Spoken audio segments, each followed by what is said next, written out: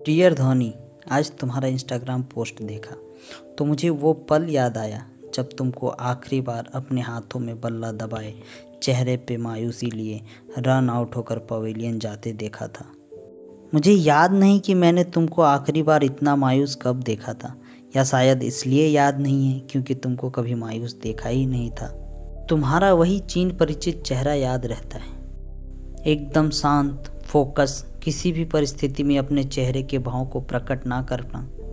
मैं तो कभी कभी सोचता था कि ये आदमी इतना शांत कैसे रह लेता है। हम तो अपने गांव में जब क्रिकेट खेलते थे तब भी किसी से कोई गलती हो जाए तो उसे सुना देते थे, पर शायद यही सादगी थी जिसने तुमको एक क्रिकेटर से एक लेजेंड बनाया। साल 2004 था जब तुमने इंडिया के लिए खेलना शुरू किया था। झारखंड बन चुका था तब।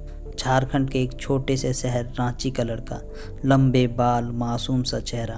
उस वक्त तक हमें पता ही नहीं था कि विकेट कीपिंग में भी इतना सौंदर्य होता है। तुम्हारी हर छोटी बड़ी चीज़ हमें अच्छी लगती थी।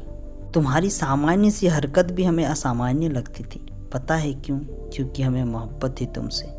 फिर साल 2007 का T20 वर्ल्ड कप और 2011 वाली हिस्ट्री। तुम धीरे धीरे बड़े होते गए।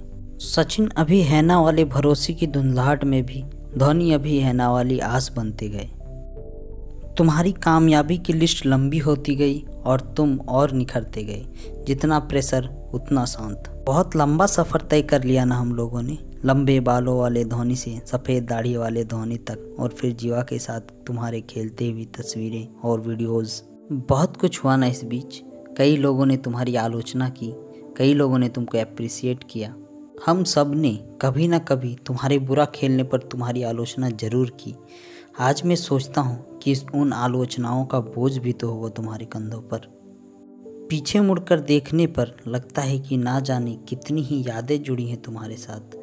वो 2011 वाला वर्ल्ड कप का सिक्सर तो उन यादों में शुमार है जिन्हें हमारे जहन से सिर्फ मृत्यु ही अलग कर सकती है।